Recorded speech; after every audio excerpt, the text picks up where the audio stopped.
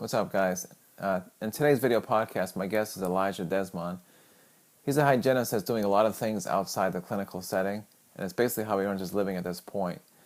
He no longer works in the clinic at all. And I know a lot of hygienists out there are looking to do something like that, to basically take your dental knowledge and to make a living outside the clinic. So I think you'll find this conversation pretty interesting, and hopefully it'll encourage you and motivate you to take the next step, basically. If you like this interview and this type of content, you can check out my blog at markrdh.com. I do a lot of interviews like this. I do how-to videos, product reviews, and some general writing with a focus on dental hygiene, basically. So I encourage you to subscribe to the blog. You just get an email once a week when I post. No spam or any nonsense like that, all right? So if you guys have any questions about the blog post or this interview or anything, you can just send me an email or just comment on the blog, and I usually answer pretty quickly. So, all right, here's the interview with Elijah. All right, Elijah, can you just kind of give us a list of the things that you have done outside clinic? Yes, absolutely. First off, just to let you know, I have went into hygiene school in the first place, knowing that I wasn't going to stay in clinic for, ever. And I knew that it takes money to make money, and I knew I didn't want to be a construction worker and working out in the heat. I knew I wanted to work in the air conditioning, even though hygiene can definitely be difficult in its own way, but I didn't want to be tired out from lifting heavy objects and sweating. And so anyhow, since I've got out of hygiene school, which is 2009, to list the things without going into detail, I've worked in the coroner's office doing forensic odontology and basically identifying bodies from their teeth. I've started a dental staffing agency called Hawaii Smiles Dental Temp Agency, the only one in Hawaii. I've started a business that's coaching. It's called Back to the Basics. It's dental coaching. It's not consulting, but hands-on coaching. I have also started another business called Carmi, which is a social network for dentistry. The other business I started is Startup Staffing. Startup Staffing is essentially creating a dental temp agency for the dental professional that's looking to get out of the operatory and basically giving them business as a whole. I started another business called Smiles at Sea. Smiles at Sea is a dental continuing education cruise in which all the dental professionals get together, and I bring in the best speakers from around the country, and we do continuing education on a cruise ship to exotic tropical destination. I also have spoke for Align Technology. In the past year, I've spoke about 30 times to GPs as well as some ortho teams. I also am a current certified speaker for the educational team at Straumann with Tracy Butler, which is a huge part of what I do, speaking on 5 topics. Since 15 years old, I had been speaking to kids as a motivational speaker, and basically going into middle schools, high schools, and even colleges, sometimes as a keynote speaker for graduation and different assemblies, and basically letting everybody know that it's very possible as a kid. And I'm just a regular person that worked really hard and accomplished all of these goals, and do a lot of mission work as well overseas and helping the underserved kids. And there's no better feeling than giving to somebody who you have no idea who they are. They have no idea who you are, and basically helping them and getting out of their life. It's amazing feeling. So I think that for the most part, I covered most of the stuff that I do or have done. Yeah, that's quite a list, Elijah. That's longer than I thought I was going to. Impressive, man. Impressive. Yeah, so let's kind of start from the beginning. And like you already mentioned, that you wanted to, get into an industry and get into business, not so much go into hygiene to be a clinician for 20 years or so. Mm-hmm. So why did you pick dental as opposed to something else? Like, start from the beginning, why you chose hygiene school. Right. Well, first off, my mom's been a dental office manager of over 20 years. My aunt is a dental hygienist, and she and I are extremely close. She went to dental hygiene school while I was still in high school. And then my uncle is also a dentist. So dentistry kind of runs in the family. And like I said, I like air conditioning. It's all and right. I don't like heavy labor intensive work. So I'm not trying to say that hygiene is not labor intensive. It is. It can be very difficult at times, but you're still not carrying boulders or cutting down trees or baling hay like I used to do on the farm. It was my cup of tea. Okay. So you basically saw being in hygiene school as a good stepping stone to get into the field, kind of break in a sense, right?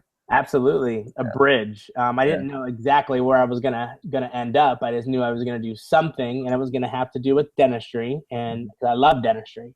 But I just didn't want to be in the clinical chair. I even tried to go to the zoo to clean animals' teeth at one point.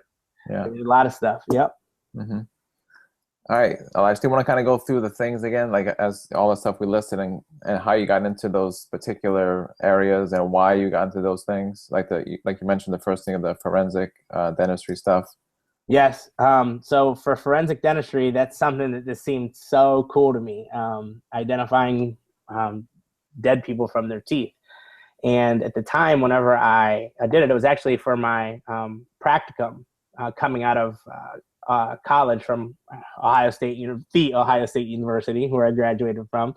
And that was something that was offered. And at first, during the months of, I want to say February through, I would say April, it's really cool in Ohio. It's kind of like chilly.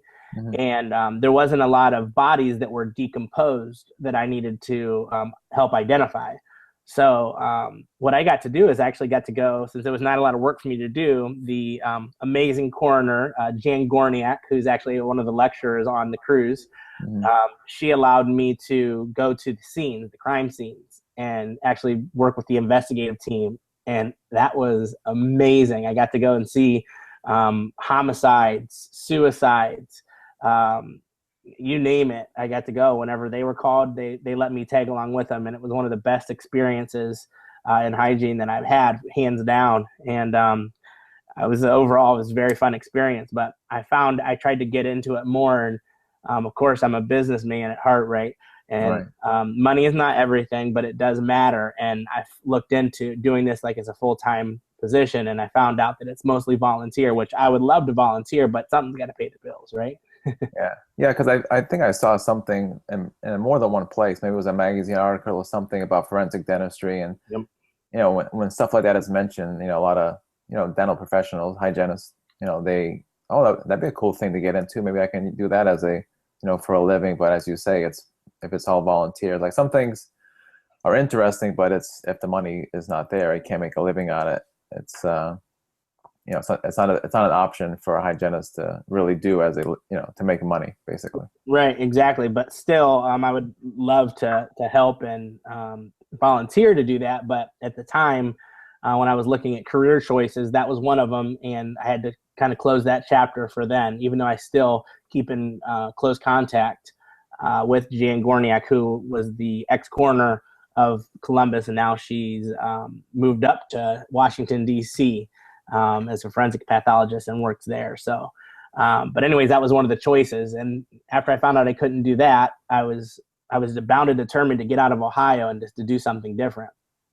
And so I had two options to do. I either had the option to go to Switzerland and practice there for a year, which was a really good program. They flew you over, they gave you amazing holiday, great pay, help with housing. This is amazing to go to Switzerland and travel Europe, for at least a year, or I could go to Hawaii.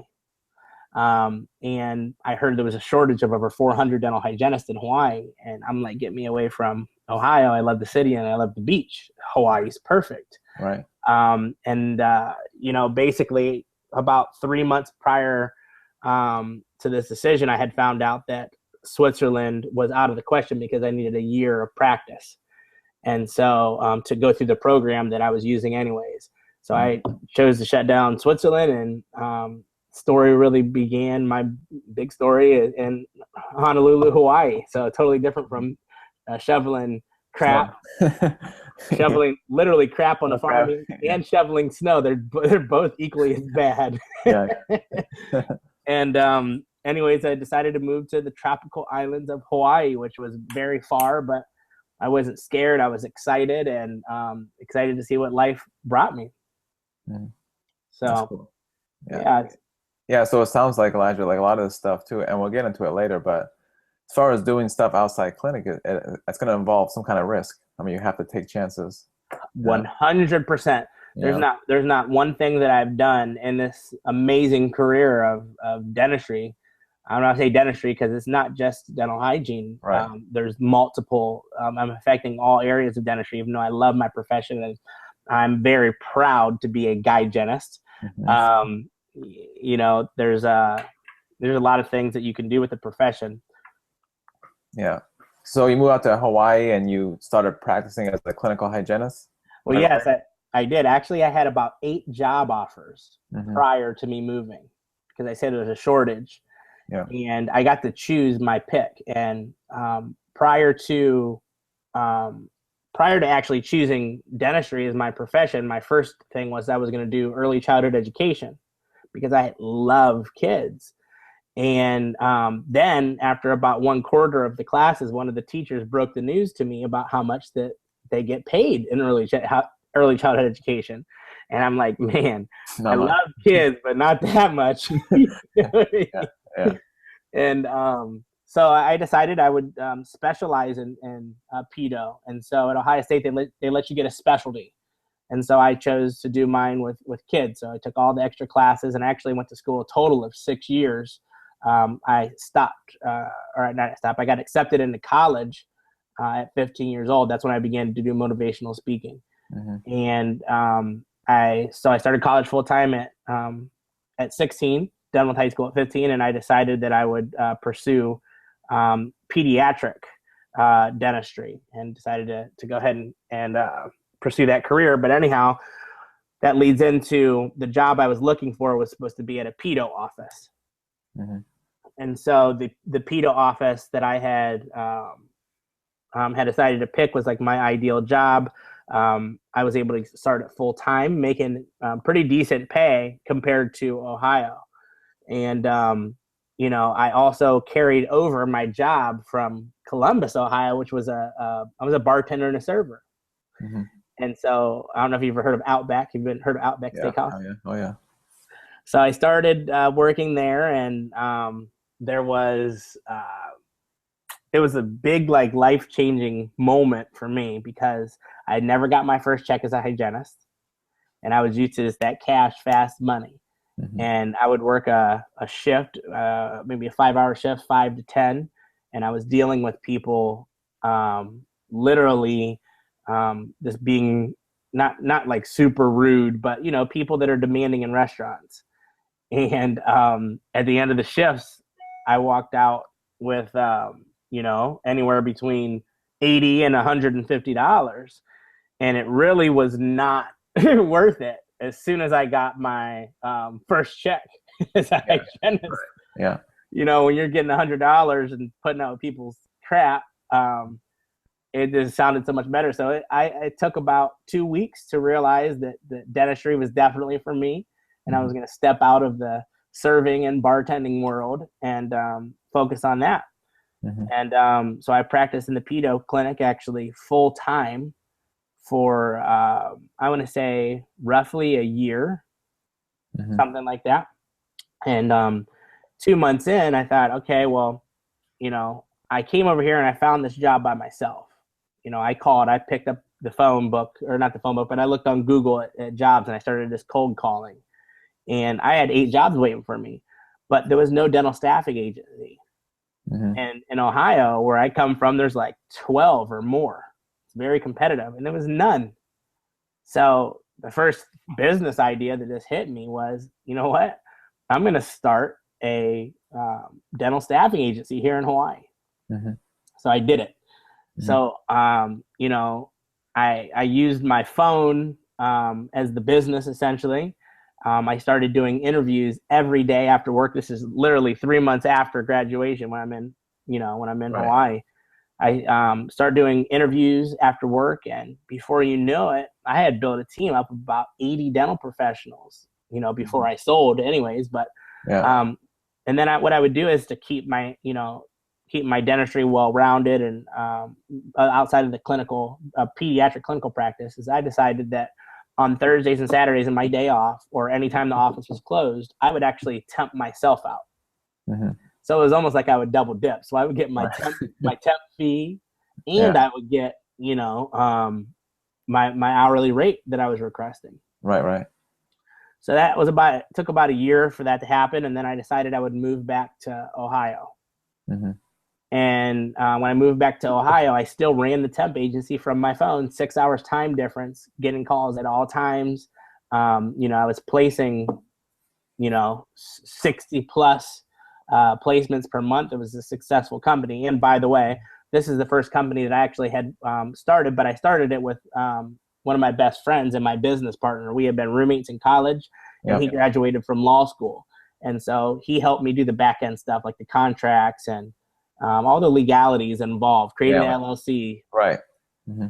And so we started it together. But after his initial time with helping me at the beginning, he did other things behind the scenes, but I was kind of like the face of the company, going and I was knocking on doors. Mind you, during this entire time, I'm riding the bus.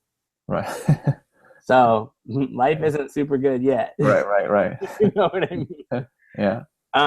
But and then I got to Ohio, and I had my car back in Ohio, but I stayed there for 3 months, and I decided, you know what, I'm going to move back, and I'm going to expand this from just hygiene temping to dentists to front desk and assistants.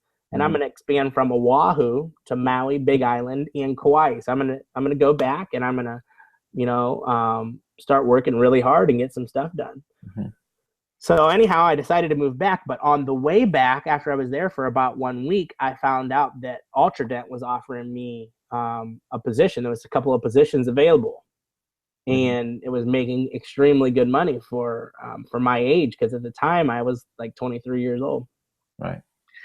And I said to myself, you know what? I'm going to go ahead and suffer for now. I'm going to ride the bus. I'm going to I'll work 2 days a week in that office that I had started at originally working. Yeah. And I'm going to focus on my business. And at one time, I'm going to give somebody that same opportunity that Ultranet is giving me. Mm-hmm. So I decided to close out in the sales rep track. That's not part of my life, but it's definitely in the story. Mm-hmm. And so I did exactly what I said. I went around to every single island for weeks, knocking on doors. Mm-hmm. Introducing myself, and I didn't come off as a sales rep, so I wasn't like soliciting. I didn't get any mean people at the front desk. How some of those girls could be kind of I didn't get any of that. Actually, I was welcomed with open arms, because I would come in scrubs, and I would say, hi, I'm a hygienist, and I started a dental temp agency, and they're like loving the hygienist term, and I'm a hygienist, so I'm one of them, and I'm coming in scrubs, not a sales suit. So they really welcomed me with open arms. And so I did it. I expanded to all of the outer islands. I did interviews on all the outer islands, and I was making my dream a reality. And then all of a sudden, before you know it, I bought a moped. Oh, stepping up. Stepping up. Bought a moped. And after I bought a moped, I got a nicer moped. And time goes on, pretty soon, before you know it, I'm driving a sports bike or a crotch rocket. And then I got the upgrade one, the nicest one. And it was all from, I started at the bottom. I was riding on the bus with, people that were, I don't know if you rode the bus before, but there's a lot of people that are stinky on the bus and, but I mean, I was no better than them. I sat right beside them, and I did it all. And I worked my way up, and then I had my nice motorcycle I always dreamed of. And anyways, continue to grow that temp agency. And then before you know it, I had practice at over 100 offices between Ohio and Hawaii. Yeah. And I had stopped working 2 days a week after about, 6 months back. So what I did was I fired my boss. Yeah. fired my boss, and it was a really good feeling. Yeah, I imagine. You know, there was nothing worse to me than somebody telling me you can't be on your cell phone. Hmm. You know, in 2000 and what was it, 11 at the time, you know, text messages are hot, you know, and Facebook's going on. And oh, by the way, I have now a team of 80 dental professionals, and I have dental offices calling me, and I just couldn't be at work using my phone like that. And it killed me. You know, I hated having to go on the long bathroom breaks where they probably think I have stomach issues, but really I'm in there placing temps and doing work and sending emails and Yeah. but I've really never had stomach issues. Eventually, this will probably get to my ex-employer, so she'll probably see that too.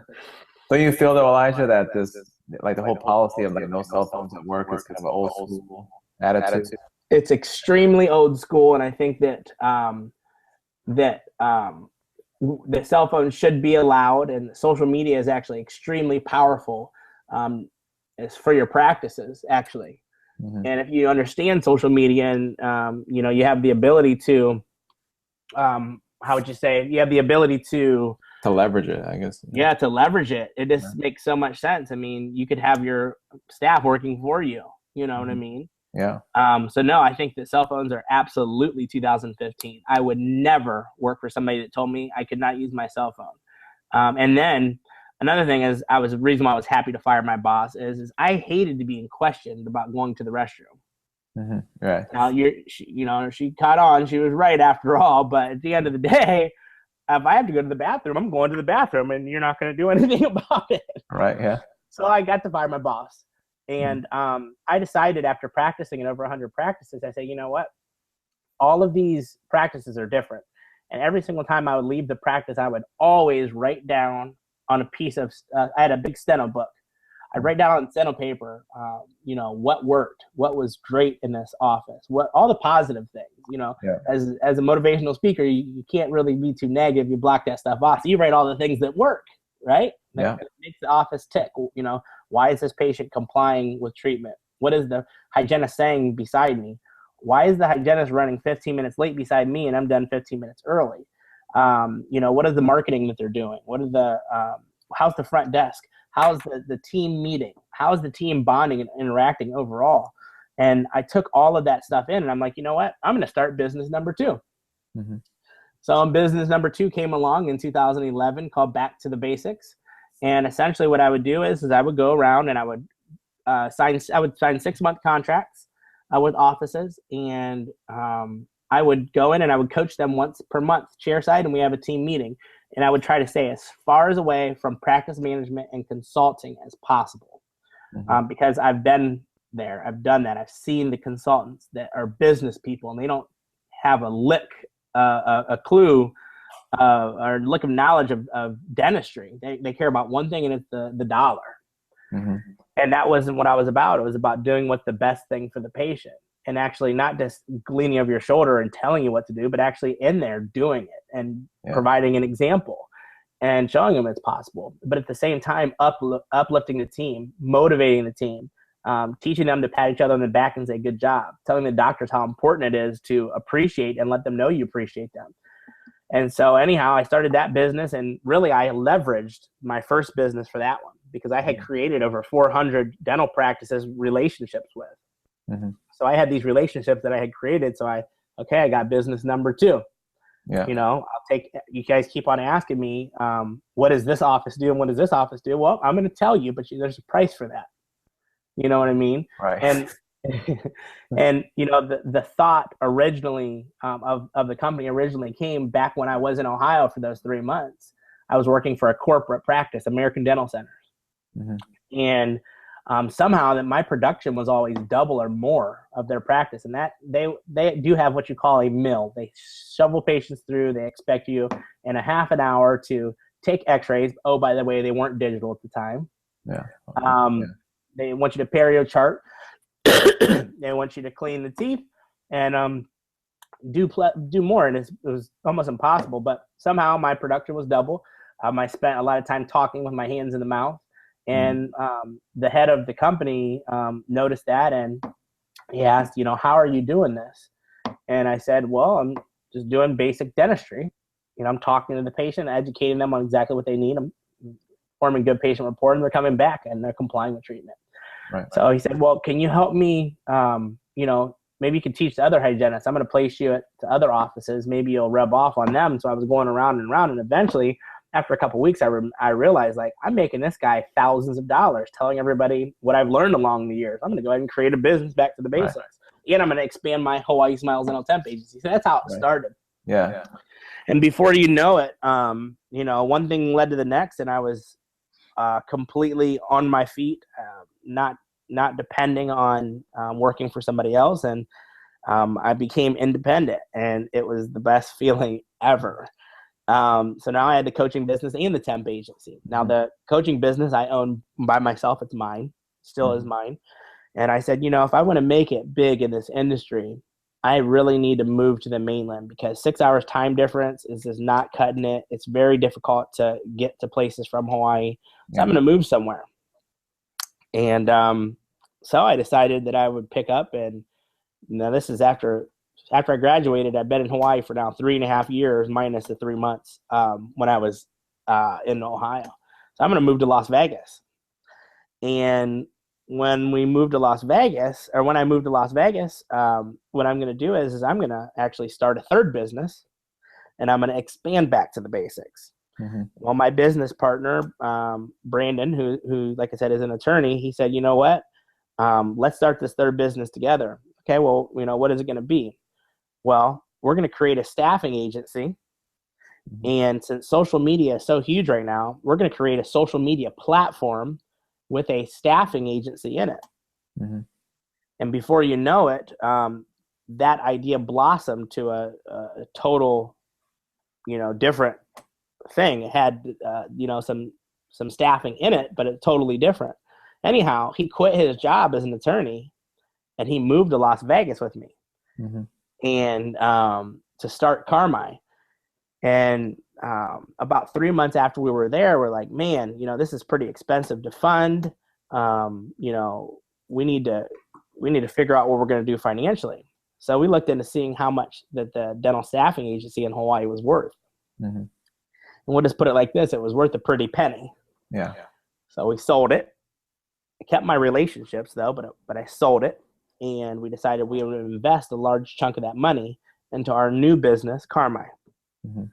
And so what Carmi has evolved to is essentially, and we're actually launching it next month at the ADA. This is after 3.5 years.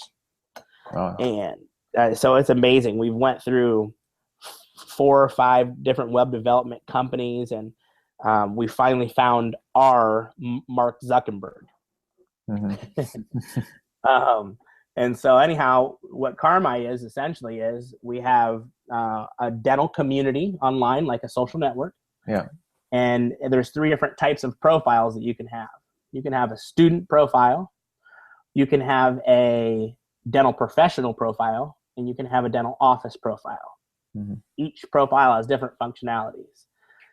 The same functionality that everybody shares is there's a forum and there's a blog, which I would definitely be excited for that blog if you'd be a part of that, Mark. I'm sure I will be. Yeah.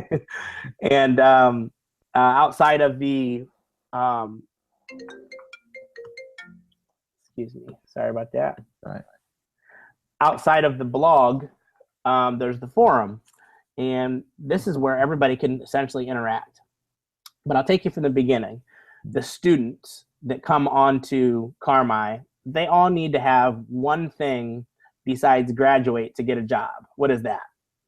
Can you guess what that one thing is? What do they need to pass? License. Yeah. Yeah, they need to get their license. So they need to pass their boards. So what we've done is we've teamed up with an amazing company called Pass It. Have you heard of Pass It, Mark? It sounds familiar. Okay. I'm not sure. Yeah. So Pass It is they have an app, a mobile app, in which they have 1,800 board review questions. And it's very contemporary, very intuitive. And basically, we've teamed up with them for our classroom within Carmi. And within that classroom, basically what happens is the students go online and they can click one of 18 topics. And then there's tests. It tells you how you did at the end of the test, and it shows you where you're at, what you need to study. And it's really awesome. That's our classroom there, so they can study for their boards. Yeah. After they're done and they pass their board exams, the next step after you graduate is what? You need to find a job, right? Yeah. So we now have a place for them to go, and they can search jobs. So at this point, it's not temping; it's just finding a job. Mm-hmm. And there's a very easy, user-friendly database and whatnot. So you go on and you can find a job, and you can not have to fill out a resume every single time. You can just simply click quick apply, and it sends them your resume. Yeah. So it's pretty easy, pretty user-friendly, and it's perfect. Mm-hmm. The next step is the dental professionals. Once you are a dental professional, you need what to keep your license? CE. Yes, you need CE, and this is huge. So what we have is we've created a marketplace for speakers and dental professionals to essentially upload their live webinar, their live CE of them pre-recorded, mm-hmm. and they can go and they can actually find what CE that they want to take, and they can take it online. So it's perfect. Yeah. And then the other step to that classroom for the dental professionals is we're having a live CE.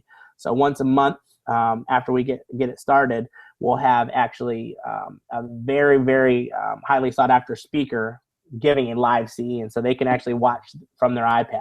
Yeah. And laying in bed a live CE instead of going there. Yeah. I just had a thought, Elijah, about it sounds like a nice one-stop shop basically for dental professionals, right? Yes. But the idea of having say you're looking for a job and you're active on the forums, mm-hmm. the people that are hiring can really get a flavor of who you really are. Yeah. As opposed to just a resume, Yep. What it seems like, yeah. Yep, exactly. So it's a place for everybody. In dental offices, not everybody's looking to hire, So for the dental offices, basically they're going to have another function that they will like is that we're giving them a landing page, a CarMy landing page. Essentially, it'll have their office picture, their office hours, their phone number, and their location. Mm-hmm. And so it's going to be like a Google Plus or a Yelp, but not without reviews. But it's going to be a page that they can have to where when somebody types dentist in their area, CarMy is going to pop up. Yep. So it's really something for everybody. Anyhow, mm-hmm. That's been 3.5 years to build. Yeah, like I said, my partner gave up everything. My business partner gave up everything for this, and because he's seen the vision. Yeah. And in the meantime, Back to the Basics was blowing up across the country. Mm-hmm. I went from 4 offices in Hawaii, going back and forth to Hawaii every month, to 23 offices across the entire country. All over, spread out from Miami to Chicago to Maui, everywhere. And I got to be really busy. And that was something that I didn't like too much. It was a good problem to have, but I hated to not have time to go and have fun. Was that you by yourself doing that, Elijah, or did you have employees too? No, it was by myself. By yourself, okay. And then I got smart, and I'm like, well, I did say back in 2010, I said, I'm going to turn down that job for Ultradent because one day, I'm going to ride the bus for now, but one day I'm going to be able to give somebody that same opportunity to make a lot of money, have the opportunity to make over $100,000 mm-hmm. As a dental hygienist or a dental professional. And so that was whenever that all came to fruition. And I'm like, you know what? I'm going to go find a power team. And so now to date, I have 10 dental coaches. Mm-hmm. And then I found out really fast, I said, I have been through, now it had been a couple hundred offices. And I've been to all of these offices, and I had learned so much, and I'll never know it all, but I learned so much. But the thing is these coaches haven't had the exact same experience, but they're stars in a lot of ways. Number one, personality. That's the number one way I hire is off of personality. Mm-hmm. But they have really good abilities, but some of them are lacking in the areas of maybe social media, or they didn't know a lot about marketing, or they didn't know a lot about Invisalign. So what I had to do is I had to separate the company from just hygiene coaching to specialized modules. Mm-hmm. So now I have a marketing module.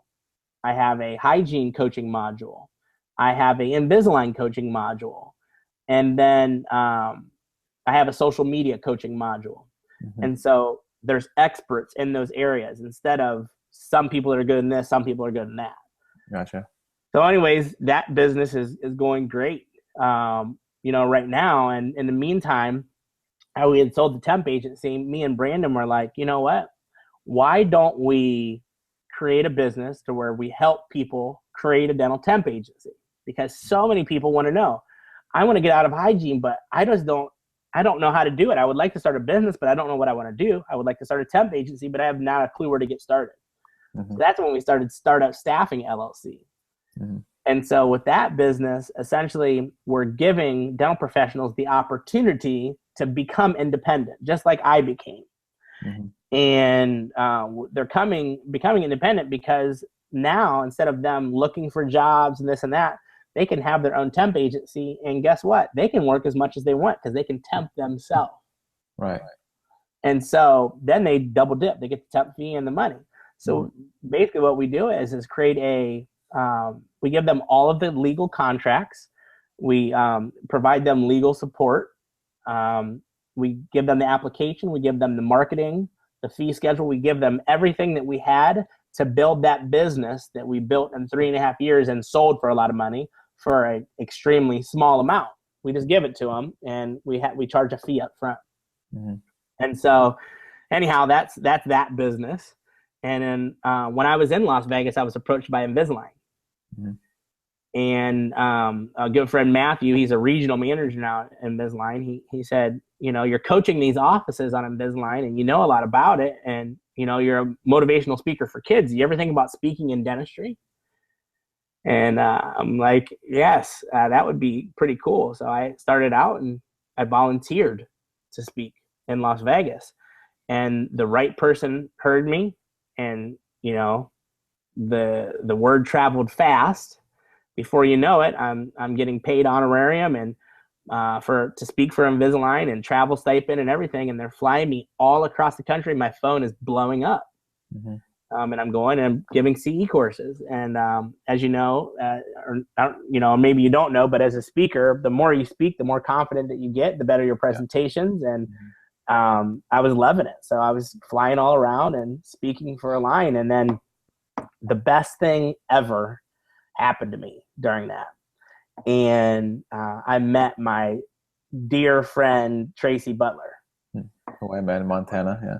Yeah, who you met in Montana. What happened was that I was coaching an office in Ohio, and the dentist she was a GP, but she was specializing in placing implants, if that was her thing.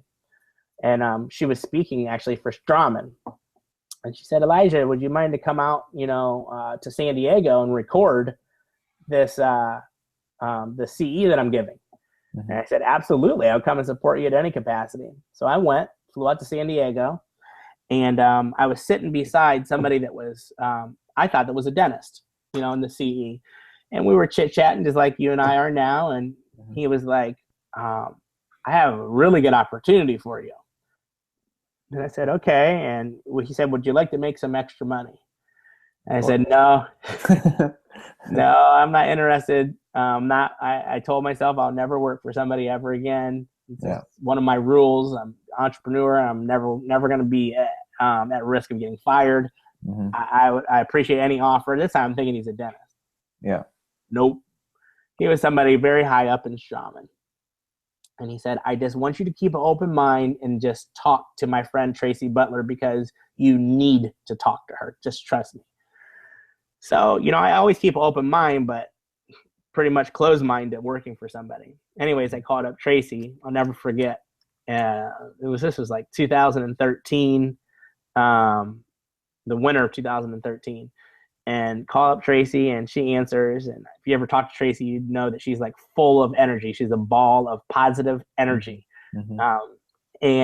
Anyways, our forces our forces collided, and it turned into something amazing. She asked me about myself and asked me if I'd be interested in speaking. I said, I am, but I'm not interested in really working for somebody. And she said, well, you don't have to work for us. You just be part of our speaking team. We'd put you, you know, as an independent contractor, but we want to make you a certified Straumann speaker. By far the best thing that's ever happened in my entire career. I'll compare Tracy to, you know, if you're, you know, some kids are raised into money, a lot of money, right? Like trust fund babies or something like that. That was the opposite of me. I was not raised into money. I worked everything for myself. I worked really hard to get there. And I feel like Tracy, like I was reborn again into a trust fund baby. Just because, not financially, but through the energy that Tracy has, and the network and the ability that she has to connect people. And she, I would give her the credit for really putting me on the map in dentistry as a whole. And she's, you know, we'll be at conventions together, and she'll grab my arm and she'll go up to this owner of this company or the CEO of that company and president of this company, and they'll say, "Oh, this is Elijah. Have you not met Elijah? You need to meet him." Da, da, da, da. And they know her, and she has a great reputation. And so automatically, when she puts me in that position, now I'm on her level. Not really, but really, like she's introducing me like that. Like this is, you know, Elijah's better than me. That's what she'll say. You know, you need him to speak because he's actually, but really, she's better than me. She's she's the top of the food chain as far as I'm concerned. She's impressive. Yeah, she's very impressive. She knows her stuff, and she's like a superwoman. But anyways, she does that, and she wanted me to be a part of her team at Straumann, but more than anything, she wanted to help me as well. So it was like, how can I help you, you know, and while you're helping me? And it took me a while to get all of the stuff done because I'm part of their speaking team on regeneration and, of course, implants, but regeneration, and we focus on dental hygienists more than anything. That's our focus, is doing these hygiene study clubs. But they're for everybody as well. GPs do come sometimes, and specialists. And Straumann, they've created a website called the networktocare.com, in which it's for CEs, it's for knowledge base. It's a community built specific for hygienists. There's blogs, there's so much. And anyways, Tracy was the one behind all this. Anyhow, my time grew with Straumann, and you know, now we're in 2015, and something special happened to me at the beginning of the year. I, you know, as you know, I love kids. I'm obsessed with kids, and I always wanted a baby. And I had I didn't have her personally, but we had. We had our daughter, Chloe, and when you have a baby, your mind starts to think totally different. I don't care how driven or how ambitious you are or how much of a businessman you are, your mind just opens up and you start thinking smarter, faster, and you make whatever work. And so this was then Elijah times 3. So I turned into Elijah times 3, and my mind started working a lot different. And I heard somebody call this, Elijah, the baby effect. Like if you have a baby, all of a sudden you're focused. You're like, you know, focused, you know. Yeah. Oh my God, you don't even know. And so I thought of another business. And I'll take you back to the beginning of that. In 2013, going into 2014, I went on my first cruise, right? And it was a New Year's cruise, 7 days. And as soon as I got onto the ship, I just felt the energy. It was just extremely high energy. People were so happy.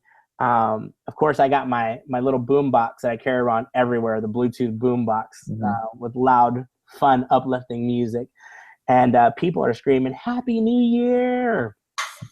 And so I go to the Lido deck. So if you don't know what the Lido deck, it's the pool deck.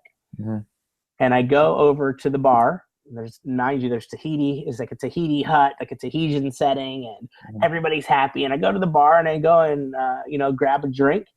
And there's the DJ. He's playing the music, and everybody's happy. And then the MC gets on the mic and he's like, "Who's ready to have a good time?" And I'm like, "Me!" And he's like, "Everybody get to the dance floor." And of course, what do? I love to dance. I go to the dance floor, and he's like, "Everybody put your hands in the air and wave them around like you just don't care." And I'm like so happy. Like there's a serotonin party happening in my brain. Yeah. And the thing is that serotonin party did not stop until 7 days after I was off the ship, full blown. Yeah. It was the best vacation and experience I had ever had. And for all through 2014, I thought to myself, how in the world do I become that MC? Like, I want to be that MC, but I can't because I have all of these businesses. I can't just drop them and be on a ship for 6 months at a time, but I need to be that MC. Yeah. And then Chloe was born. Mm-hmm. And your mind starts working differently, right? Yeah, so I'm like, holy crap. I'm speaking independently. I'm speaking for Strawman. I'm speaking for Invisalign. Why don't I just have all of speakers come on a cruise ship so I can do this CEs on a cruise? But as a matter of fact, I'm not interested in speaking. Mm-hmm. I want to bring in the top speakers from across the country, and I just want to introduce them. I'm going to host it. I want to welcome them like, Smiles at Sea.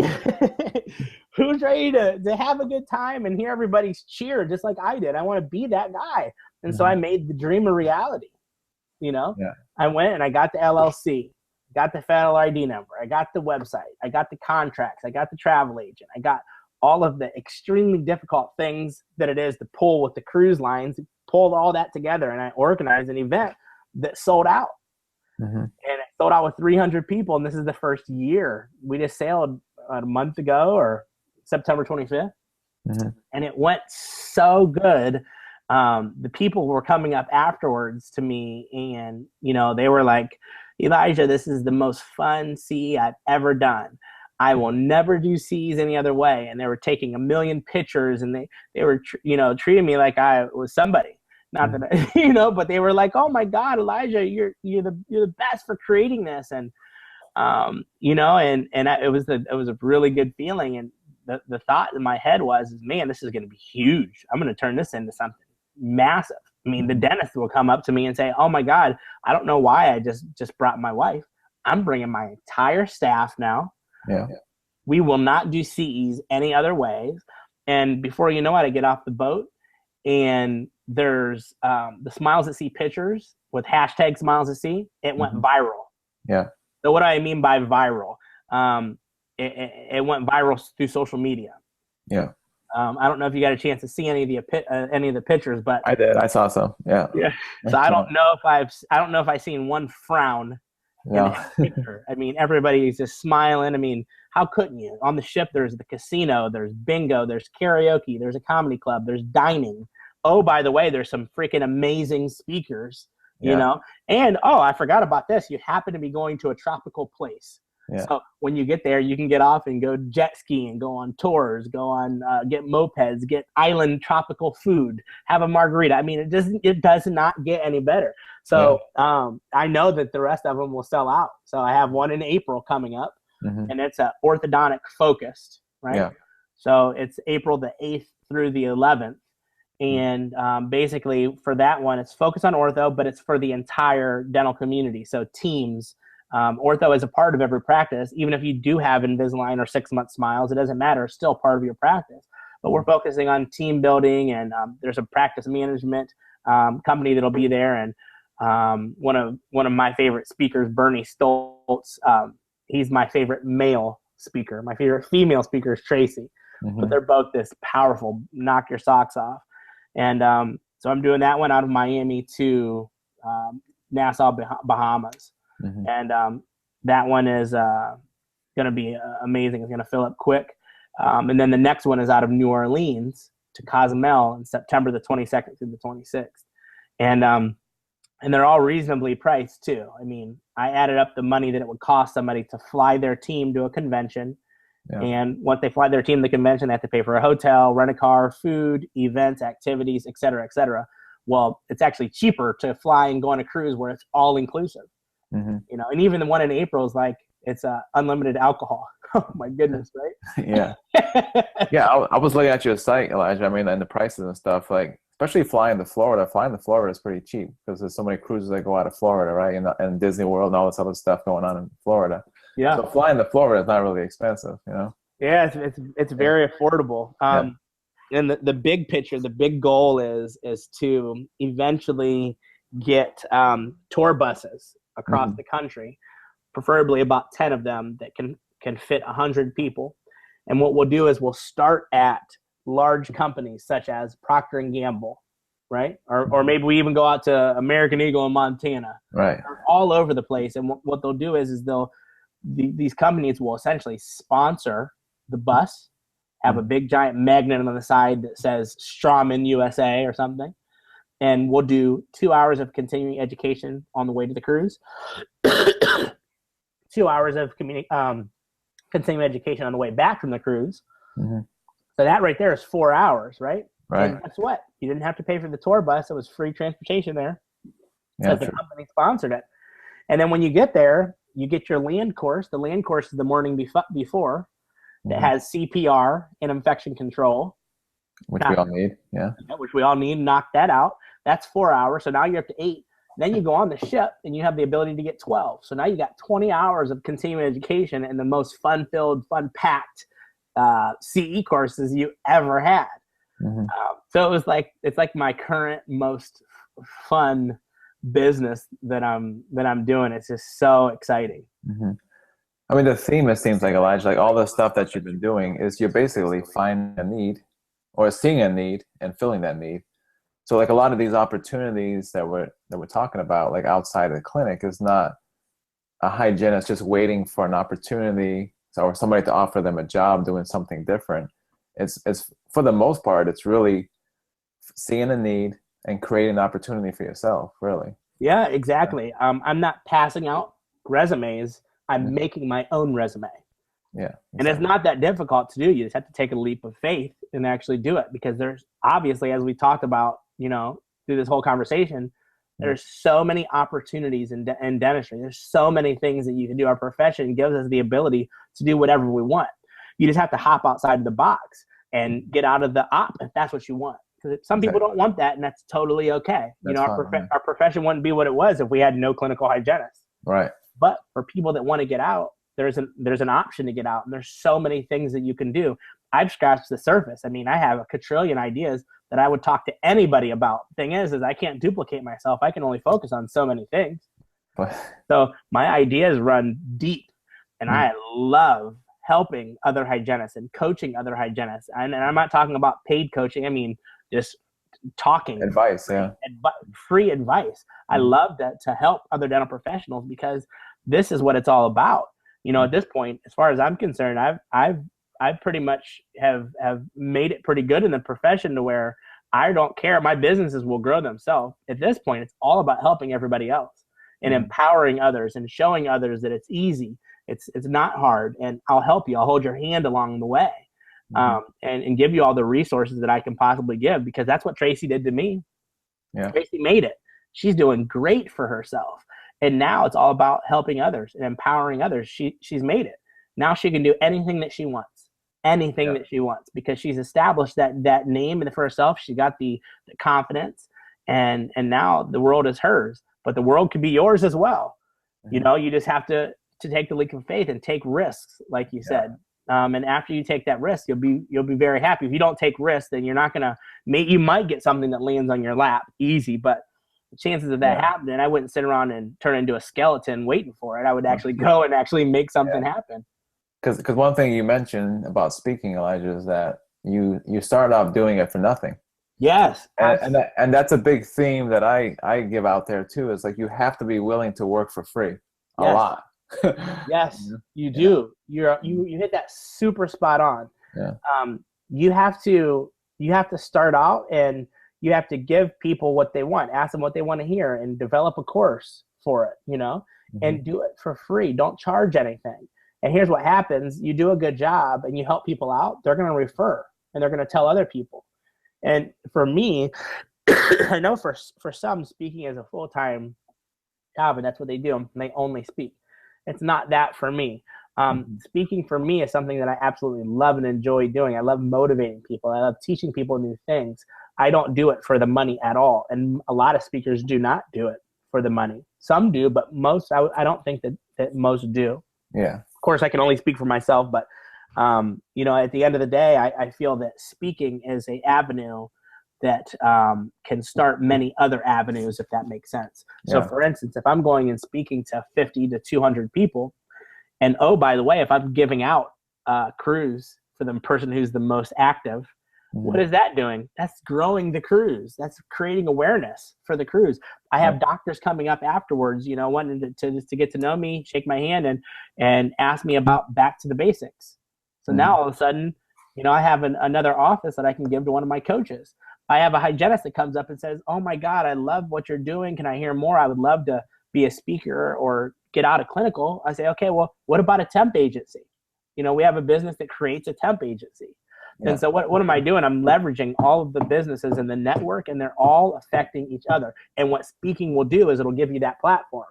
So once you do start to get essentially paid by a company or paid honorarium to go and speak, that right there is your platform. So you obviously you focus on everything that company, the message that the company wants you to give, or that the group that's bringing you in wants to give. But at the same time, there's fillers, there's things that you throw in there and whatnot because it's you. You're not speaking like a robot, you're speaking from you. And my heart clearly is in business and dentistry and a lot of different things. And so I don't know, maybe they want to create an instrument sharpening business, just say. Right. Okay. Well, you can pitch that during when you're talking, or you can talk afterwards about it. And so speaking really gives you the platform to do anything that you want. You don't need speaking. I didn't start off with that, but it gives you the platform to do anything you want, know. But businesses now in 2015, the best way to get them up and off the ground is through social media, hands down. Absolutely. Yeah. And that's another thing that I do. I'll fly out to big corporate companies in dentistry, and I will essentially teach their marketing team how to do social media effectively, because at the end of the day, I can make my Smiles at Sea ads show up on your phones right now. I'm assuming that I know that many people have. And it doesn't cost that much to do. You just have to know exactly how to do it. It's not easy, but I'll go out and teach corporate companies how to do it. So social media is the way to blow up businesses. And, for 2015, almost 16. Absolutely. I use Facebook a lot myself too, Elijah. I think Facebook is one of the best social networks, but there's all kinds of options out there. That kind of stuff. But as far as doing stuff for free, and I've been blogging, doing my blog for since January 2014, and I've been pretty consistent with it, once a week, and I post something once a week, and I do product reviews and all that kind of stuff. And because I'm out there, I'm constantly getting emails, I'm constantly getting offers from companies for products. Can you review on my product or this? And I've had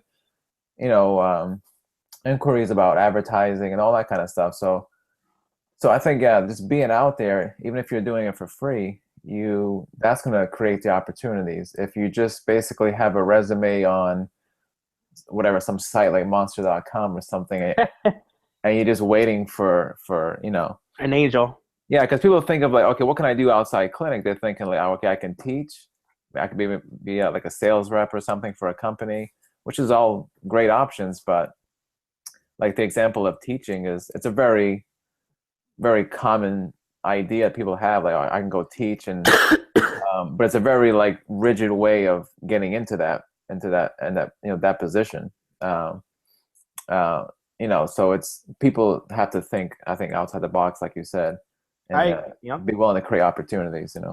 I agree, but I would say the best advice that I have after being through everything that I've been through and getting to where I am, if I had to start from the bottom, immediately, I would surround myself with people that wrote the books. I would surround myself with people that are very high up in companies, the CEOs, the presidents of companies. I would surround yourself with successful people, people that have been speaking for many years. I would pick their brains. Most of them would love to help you. And it's like this. For the younger dental professionals, out there, this is, could be for older as well, but I'm going to tell you this, the speakers of 2015 that are, setting the stage, they're constantly at every conference. you need to be around them, because eventually those speakers will die off. They'll want something new, not literally die off, but they'll know, I'm done speaking. They will retire. And there's going to come a time where you're going to be given an opportunity to get the baton passed to. You're going to get the baton, and you need to be ready to run with it at the end of the day, because if you're surrounding yourself with success and all of the right people in the right areas, then you have no choice but to be successful. So at the end of the day, listen a lot, learn a lot. You will get your turn, and do it because you love it. The money will come. The money might not be there right now, but eventually the money will come, and the success will come with it. You just have to surround yourself with the right group of people. Yeah, exactly. Right. Yeah, because I think, the way the economy has been changing over the last few decades, it's gone from that typical, I'm going to work for one company 40 hours a week with benefits and retire, in 30 years or whatever. It's become a lot more like independent not consultant, but like contractors. You're doing maybe 3 or 4 things at a time. You might be switching companies quite often. That's becoming the norm. Yep, exactly. Exactly. Especially some practices are slowing down, and they're cutting hours, and they've figured out that, if we don't have them as full time, we don't have to give them benefits. Exactly. So, they're doing that, but you need to have some sort of protection. I feel like, I mean, even if you have to be that guy or that girl, and what I mean by that, even if you have to start working with some network marketing company, the dreaded word, the pyramid scheme or whatever. 4 years ago, I actually was involved with one of those, but I wasn't the guy to blow up my friend's phone and family phone and say, buy this protein powder. It was actually Juice Plus. Or buy these vegetables. I would actually go to my dental offices and have them offer it to their patients, because it was in the Journal of Periodontology, proven, it was clinical science, it made sense. But at the end of the day, that could be a slingshot out of where you're at. And I'm not saying to do it full blown or do it as a career, but if you're making an extra, even $800 to $2,000 a month can change somebody's life. They can give them the power to step back and create their own businesses. And that's what that network marketing did for me. I don't do it anymore, because I realized that, okay, that helped me get out of where I was at. But at the same time, the network marketing company, what it will do is it will, it will provide you the business skills that you could possibly need. And then I started thinking, okay, if I started working on my own businesses as much as I work on this network marketing business, I would be pretty well off. So I decided I would just make my own businesses, but it was definitely a big thing to help. So I would encourage anybody, if you don't, if you don't have the funds to start your own business, which you really don't need money to start your own business, by the way, it can be very little, next to nothing. But jump into a network marketing company and make a few extra bucks. It's not the end of the world, and leverage your network. And to me, if you're practicing as a hygienist, your network is your patients in your office, or the group that you have, dental professionals. So get a product that relates to them, not necessarily a weight loss shake, which is fine if you want to do it, but do something that makes sense for you. There's a bunch of them. There's Juice Plus. There's You Should Be Here. What's that company? You Should Be Here. I'm not sure. There's the Life Company. I don't know if Amway's still around. There's a knife cutting companies. There's so many different options, and I'm not promoting them. I'm just saying that if you got to do that to get out of your situation, do what you got to do. And or pick up a second job and serve and save up a little bit of money to do something. But I'm going to tell you this: your time your time off of work is a lot more valuable than your time in work, if that makes sense. So, for instance, if you have to take a pay cut, if you can survive in any way by just taking 1 day a week off, you can create a business like that. And that business that you're creating is eventually going to make more money than currently you are practicing. So you take a hit and you create your own business, and then eventually you phase your job out. Exactly. Because if you're working for wages, you basically have a cap on how far you can go. Yes. You know what I'm saying? Yes, you're so right. And that's a complaint that I hear on the regular basis. It's been 5 years since I've had a raise. It's been, my doctor only gave me a 50-cent raise. you know. And here's the reason behind it. If you got a 50-cent raise every year, or you say you got $1 raise every year, right? Let's just say $1 every year, because I don't hear too many people complain about $1, but I do hear complaints about 50 cents. Yeah. But say you got $1 raise, we'll call it 25 years in a row. You got $1 raise, okay? Yeah. So $25 more you'd be making. Say you started out like I started out in Hawaii, you know, making around $40 an hour. Yeah. So that means that dentist that could hire somebody making $40 an hour or even $35 is now paying you $65 an hour. It just can't happen. There's a peak. You cannot continue to get raises in a dental office. It's going to peak. It's going to peak out. Now, a corporate company is different.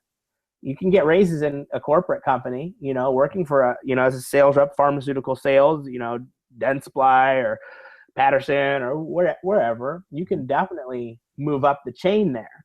But in a dental office, there is a ceiling, and it's very difficult for us dental professionals to understand that. But there's a ceiling at the end of the day. You can only move up so high in a dental office unless you own your own practice. Like my good friend Edie Gibson, she started her own dental practice as a hygienist. How amazing is that? Yeah, that's awesome. Right. So she went outside the op and she did it herself. She said, you know what? If you're not going to give me a raise or listen to my clinical recommendations, I'm going to go do it on my own. Mm-hmm. You know, so there's another option. You can start your own practice as a hygienist. That's another podcast for you. Right, yeah. Yeah. Plus, Elijah, too, like the concept, people always think like, well, having a job is more secure as opposed to having a business. But if you think about it, it's like, for example, like say you have 3 or 4 things going on. If one thing tanks, you still have 3 things bringing in money, right? Yeah, exactly. But, plus, the other thing too is if you have, say you have one business, but you have like 1,000 customers. Well, if 200 customers fire you, you still have 800 customers. You know what I'm saying? Exactly. Whereas if an employer fire you, it's like now it's down to 0. You know? Yeah, it's over. You have everything. You invested everything. Then it's a gamble. You're gambling. Yeah. You know what I mean? And you have your own businesses. You know, if you work your butt really hard, you work your butt off really hard, guess what? You're going to get paid more. Yeah. If you slack and you don't work and you don't put time into your business, guess who that's going to affect you? You can't blame anybody but yourself. So I control my own destiny. Mm-hmm. You know, nobody's going to control my destiny. I'm going to control my own. Right. You know? Exactly. So I get the concept a little bit. Like people think it's a secure, like having a job is secure, which, yeah, I mean, there is some security there. But but to me, I see the other side of it too. Like, you know, I see the potential. Yeah, I mean, it's a little more risk and it's maybe a little more stress, but I think it's worth it over. Yeah, it's definitely little more risk at first. Yeah. Right. And definitely more stress. Mm-hmm. But it's manageable stress. Yeah. But I'm going to tell you this: I 100% agree with you. I feel like it's more risky to work for somebody. Yeah. And have your secure job than work for yourself. Mm-hmm. Because that time that you're creating that risk is a very long time. However long you're working for that person, right? Yeah. But the risk for you is very short-lived. Something doesn't work, go back to hygiene. Go work a little bit more, or try a little bit harder. Use a different angle. You know what I mean? But at the end of the day, I think it's a bigger risk working for somebody else. Yeah. And I'm sure if there's any dentists that listen to this, they're going to put me on their their hate list. But at the end of the day, it is what it is. They're business owners, so they get it, right? Yeah. Especially these days, like we were just talking about how I think the economy, you know, like because of the internet, basically, things are changing so much, you know. And I think a lot of this turmoil, I mean, part of it, without getting political, like a lot, I would say a lot of the turmoil is things are changing in the economy and how people see jobs in general, you know, because there's so much independence, like people making 200,000 on YouTube, you know, like whatever they're doing out there, people are doing crazy stuff. And I think for a lot of people, it's tough to quantify that. They don't see what people are doing. Mm-hmm. And things are changing so much. I mean, there's no more, I mean, there still is, like I said, there still is that 40-hour week, you know, earn wages type job with benefits. But I think that's like slowly going away over the next few decades, probably. Yeah, I definitely see a lot more independence happening as well. But at the same time, the workforce has to stay working, so That's true. That's true. Yeah. not everybody's going to be headed out. But you could have the best job ever and the best relationship with your dentist, and Mhm. as the years go on, guess what happens? Retirement. And Yeah. when retirement happens, do you retire with your dentist? Yeah. I mean, who controls your destiny? Because Mhm. now it's some other maybe new doc straight out of hygiene school. And the new doc out of hygiene school doesn't agree with what you have been doing for 30 years. So now you put your destiny in somebody else's hands, and now you could be gone at 50 years old and have to find a new job. And then now you're competing with, now remember, you're making that $65 an hour, right? Yeah. Right? You're counting on that 65 because you made $1 an hour raise, Right. and you earn this because you deserve it. But guess what? Go ahead and be a hygienist that practice for 30 years and go and try to compete in that market with Mhm. hygienists that are fresh out, they're not set in their ways, and they're asking for 35 an hour and you're asking for 65. And it's not because you don't deserve it, because you do. But at the end of the day, it's very difficult to compete with that. So what Right. did you do? You put yourself at risk.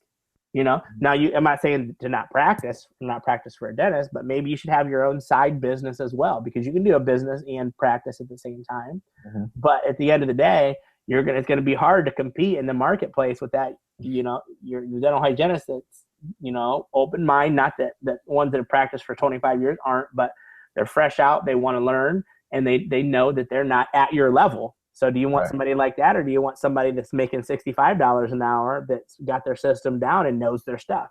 I Right. don't know. I wish Yeah. I would have had a backup plan. Right. Right. Exactly. And I think personally, Elijah, I think the dental industry is an awesome niche Yeah.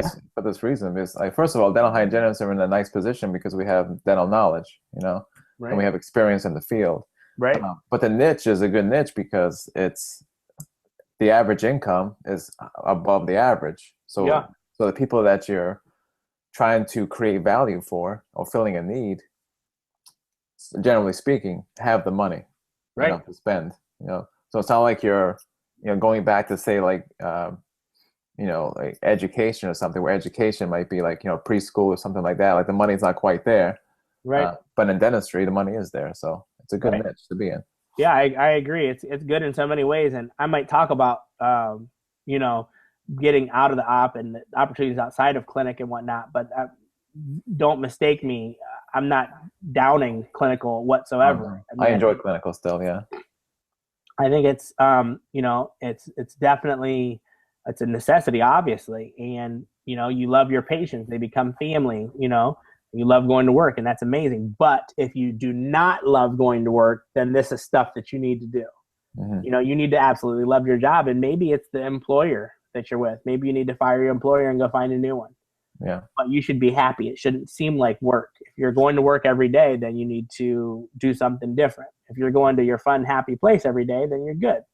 But Hmm. I would encourage happiness. You live longer if you're happy. If you're stressed out, that's the less years you're going to live, Right. Exactly. Yeah. right? Yeah. So, yeah.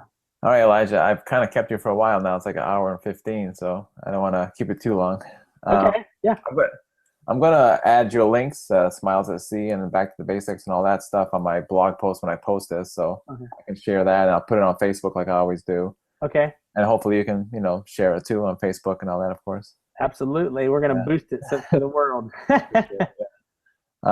So anything else you wanna throw in before we end the No, not really. Just anything is possible. Be yeah, happy. Do yeah. what you want. Anything is possible in our world, in our dental world. So that's it. And you can always get a hold of me, and I'll be happy to help anybody. My email is Elijah, Elijah, at basicdentistry.com. So any questions, or how do I get out of the operatory, or how can you help me with this, anything, as long as I'm not busy, I'm going to help you. And if I am busy, I'll find time when I'm not busy, and I'll help. I'm for helping others 100%. Yeah, that's cool. I appreciate that. All Yeah. right, so let me stop it right there and then just hang on for a sec.